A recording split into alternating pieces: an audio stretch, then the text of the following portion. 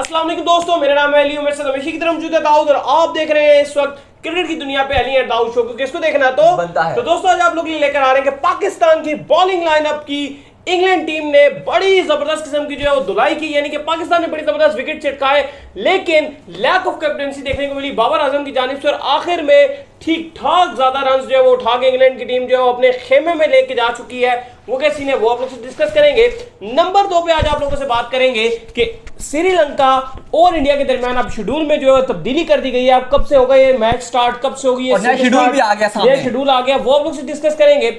इसके बाद बात करेंगे कि कल मैच खेला गया वेस्ट इंडीज और ऑस्ट्रेलिया में, उस मैच के हवाले से कुछ डिस्कशन करेंगे और भी कोई खबर है वो भी आप लोग से शेयर करेंगे। तो अगर आप हमारे चैनल पर नए और फर्स्ट टाइम है तो चैनल को लाजमी सब्सक्राइब करें और साथ लेके बेल आइकन बजाना। तो बात का आगाज करते हैं दाऊद से नंबर 1 खबर को लेकर जो निकलकर सामने आ रही है। तो दाऊद इस वक्त जो नंबर 1 खबर निकलकर सामने आ रही है और जो गर्दिश कर रही है खबर, वो पाकिस्तान और इंग्लैंड के दरमियान जो मैच जारी है उसके पहले शेड्यूल के बारे में बात कर लेते हैं। पहले बात कर लेते हैं शेड्यूल के हवाले से बात कर लेते हैं। तो फाइनली जो है वो नया शेड्यूल निकलकर सामने आ गया, क्योंकि ये सुनने में आ रहा था और लग ऐसे रहा था कि शायद ये सीरीज जो है ये कोविड का शिकार हो जाए, लेकिन अब जो है इस सीरीज की बचत हुई है और एक नया शेड्यूल आ गया। देखिए, जब से इंग्लैंड की पूरी टीम बाहर होगी और फिर इंग्लैंड ने अपनी सी टीम पाकिस्तान के अगेंस्ट उतार दी, सारे नए लड़के, तो खदशे ये थे कि श्रीलंका के खेमे में भी कोविड पॉजिटिव होंगे, और हुआ वही कि 2 तो ऑलरेडी उनके निकल आए हैं और इतला दिए हैं कि मजीद भी कुछ लोग और को भी हो सकता है। तो बीसीसीआई ने तो यहां तक रिक्वेस्ट की थी कि आप जो अपनी टीम चेंज करो या कुछ और हल निकालो, क्योंकि इस तरह से जो है प्रॉब्लम क्रिएट हो सकती है।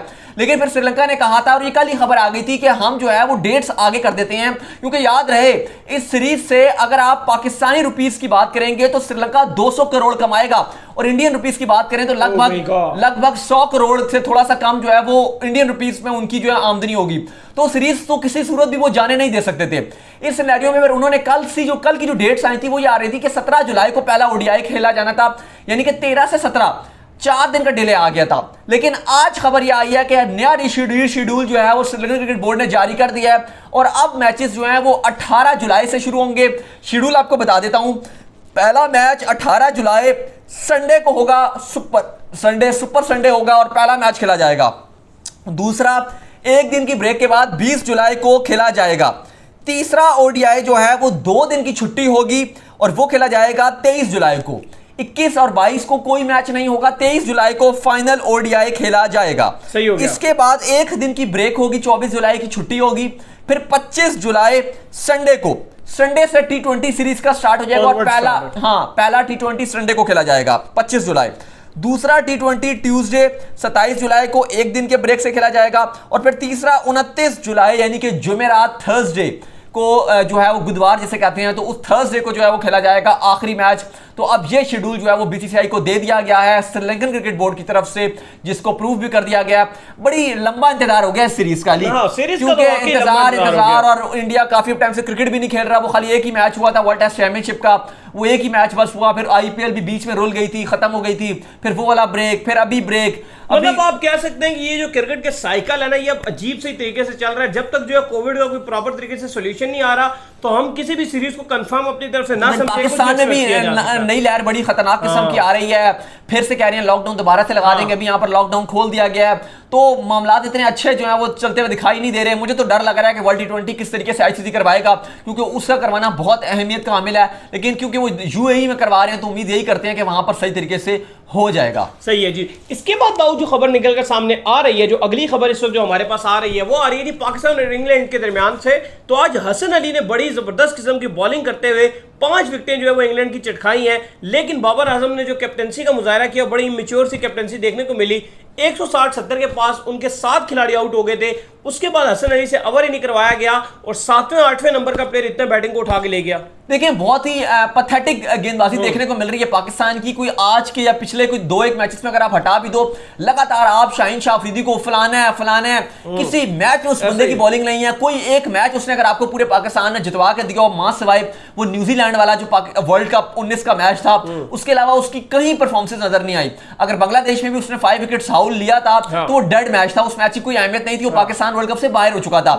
जहां जरूरत थी वहां पर वो विकेट्स लेकर नहीं देते, बिल्कुल कुछ रिदम में नजर नहीं आते, हर बॉलर उनको आके मार खा जाता है और ये कहते हैं जी हमारा सबसे बेहतरीन बॉलर है। हाँ। फिर हारिस रऊफ की बात की जाए तो इवन वसीम अकरम आए हैं, वो कहते हैं हारिस रऊफ T20 का बॉलर है क्योंकि ये एक लेंथ पे इसका नहीं बॉल कर पाता और इसका टेम्परमेंट भी नहीं है। फिर ना आपके पास शादाब है, वाइस कप्तान है तो खेल रहे हैं, ना बॉलिंग है उनकी, ना बैटिंग है उनकी, ना कोई खास कप्तानी के स्किल्स नजर आ रहे हैं। फहीम अशरफ कैच भी आज तो छोड़े, बॉलिंग में तो ऐसे उन्होंने यार जो उनकी इतनी ये सी टीम थी उसके बावजूद सॉल्ट और विंस ने जिस तरीके की बॉलिंग की, तोबा तोबा। वो तो शुक्र मनाना चाहिए आपको कि साउथ शकील ने आपको जो है वो सॉल्ट की विकेट लेके दे दी, उनकी टांगों में बॉल मार के, जो पार्ट टाइमर थे। तो उसके बाद जो विकेट इनको मिल गई, बोल्ड कर दिया उन्हें, तो फिर पाकिस्तान कम बैक किया और वहां पे हसन अली ने बहुत अच्छी बॉलिंग किया। और दूसरी तरफ ये कि आज फिर से जो है साकिब महमूद बाबर आजम की विकेट उठा के ले गए, बिल्कुल फिर से उड़ा के ले गए। बाबर आजम आउट हो गए। इमामुल हक का मुझे रोज समझ नहीं आ रहा कि क्या है, लगातार फेल हो रहे हैं। आज सरफराज को इन्होंने थोड़ी देर के लिए भेजा लेकिन कोई फायदा नहीं था वहां पर बेचारों का, 1-2 ओवर के लिए। बहुत बड़ी बात होती है कि वो आपका कप्तान रहे और आप उसकी खाली बेइज्जती करवा रहे हो। अगर आपको नहीं खिलाना उनको टीम में तो बेहतर है कि आप किसी यंग कीपर को उनके साथ ग्रूम करो और सरफराज को आप बाहर रख दो। वैसे तो अगर बाबर की जो कप्तानी है उस पर भी बहुत ज्यादा सवाल उठ रहे हैं, परफॉर्मेंस तो पाकिस्तान की समझ से बाहर है। मैं देखिए खाली हम बात नहीं कर रहे, वसीम अकरम 10 स्पोर्ट्स से बैठे होते हैं ना। अगर जो सिचुएशन इनकी थी, इंग्लैंड की सिचुएशन थी, यही पाकिस्तान की भी सिचुएशन बनी थी, लेकिन उन्होंने कितना मोहतात तरीके से खेला। उनको पता था कि यार हम 50 ओवर किसी न किसी तरीके से पूरे करेंगे तो हमारा स्कोर ऑटोमेटिक आगे चला जाएगा। दूसरी तरफ जब इनके आउट हुए थे 5-6 तो ये तो कल बिल्कुल एकदम बतला गए थे, इन्होंने कोई आगे वो किया ही नहीं सिस्टम। और अली सबसे बढ़कर अगर आप देखोगे तो पाकिस्तान पिछले मैच में ये कह रहे थे जी कि हमारा टॉस में मसला हो गया, हम टॉस हार गए तो उन्होंने हमें बैटिंग की दावत दे दी। आज क्या था, आज तो आप टॉस जीत गए थे, उसके बाद आपने बॉलिंग का फैसला किया। आसमान पे बादल काली घटाएं छाई हुई थी, कंडीशन आपको बिल्कुल सूट कर रही थी। इससे बेहतर आपको सूट नहीं कर सकती थी कंडीशंस आपके, लेकिन गेंदबाजों ने पिच पर सीम ही नहीं किया। जिस तरीके की उन्होंने बल्लेबाजी की है, 2 विकेट्स आपको मिल गई जल्दी, लेकिन उसके बाद जिस तरीके से उन्होंने बैटिंग की है, तोबा तोबा, उन्होंने छा गए थे। और जिस तरीके की उनकी क्लासिक उन्होंने बैटिंग की है, टोटली लग रहा था कि अभी 350 तक इन्होंने बोर्ड पे लगाने हैं। लेकिन वो तो शुक्र करें कि वो साउथ शकील, वो पार्ट टाइमर आपका जिसने आपने 3 ओवर टोटल करवाए थे, उसने आपको विकेट लेके दे दी। और उसके बाद फिर हसन अली ने शानदार बॉलिंग की क्योंकि ये इनएक्सपीरियंस साइड थी। नजर आ रहा था कि ऐसे ऐसे नाम है जिनको इतना एक्सपीरियंस नहीं था और ये आपने फायदा उठाया कि मिडिल ओवर्स में जहां पर 118 पे 2 खिलाड़ी आउट थे, वहां पर 160 पे 7 खिलाड़ी आउट हो गए।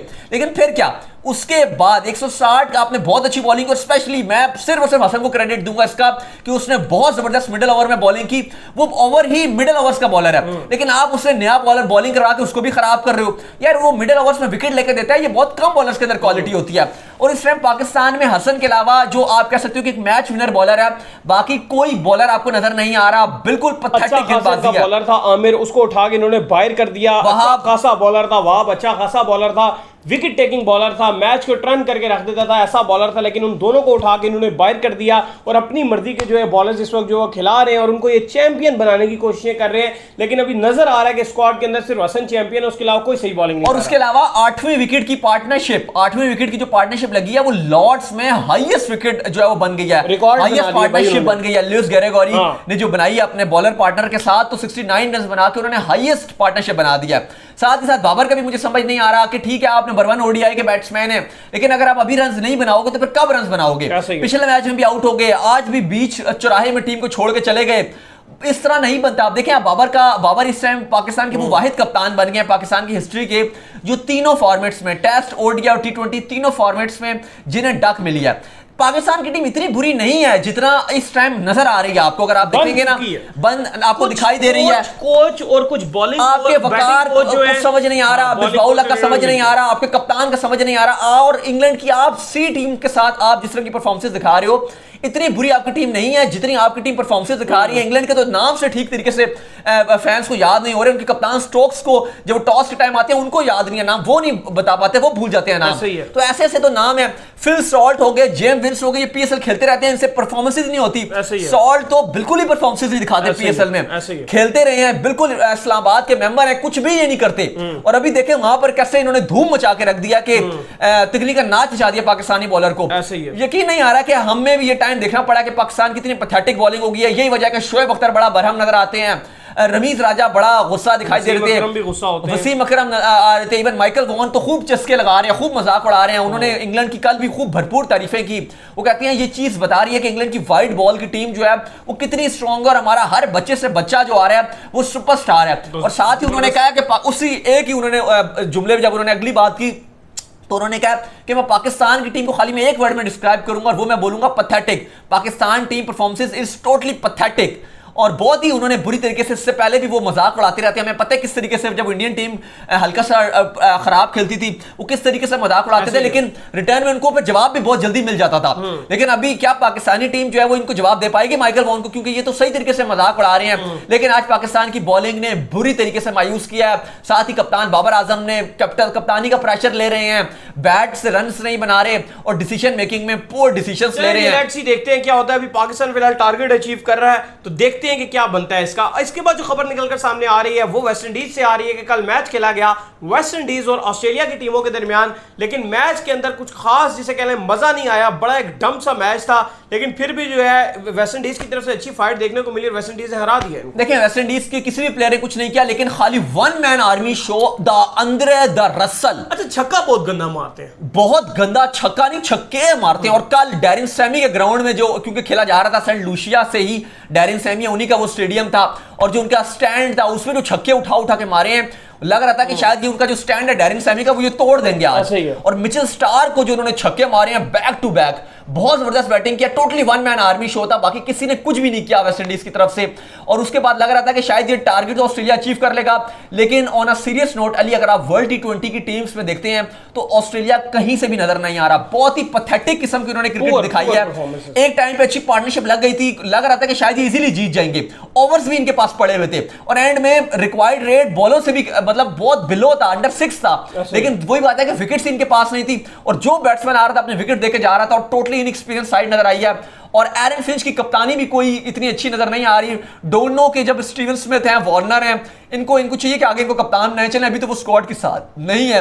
लेकिन एरन फिंच वो ऑस्ट्रेलिया का जो लेजेसी होती थी ऑस्ट्रेलिया के एक टाइम पर, अगर आप देखेंगे पॉन्टिंग हो गए जो लेकर चले थे, माइकल क्लार्क लेकर चले थे, इवन स्टीवन स्मिथ भी उसको लेकर जा रहे थे बॉल टैंपरिंग वाले इंसिडेंट से पहले, वो एरन फिंच के अंदर जो है वो चीज नजर नहीं आती। और ना ही इनके जो टेस्ट के कप्तान हैं उनके अंदर, टिम पेन के अंदर वो चीज नजर आती है। और ना ही ऑस्ट्रेलिया इस टाइम वर्ल्ड T20 में कोई one of the favourite team में नजर आ रही है। सही है, तो उम्मीद करते हैं कि आज का हमारा शो आपको पसंद आया। वीडियो को लाइक कीजिए, हमारे चैनल को सब्सक्राइब कीजिए, साथ लगे बेल आइकन को भी बजाइए और फॉलो कीजिए। बिल्कुल, और हमारे फेसबुक ऑफिशियल पेज को भी लाइक और फॉलो कीजिए। तब तक के लिए बाय बाय।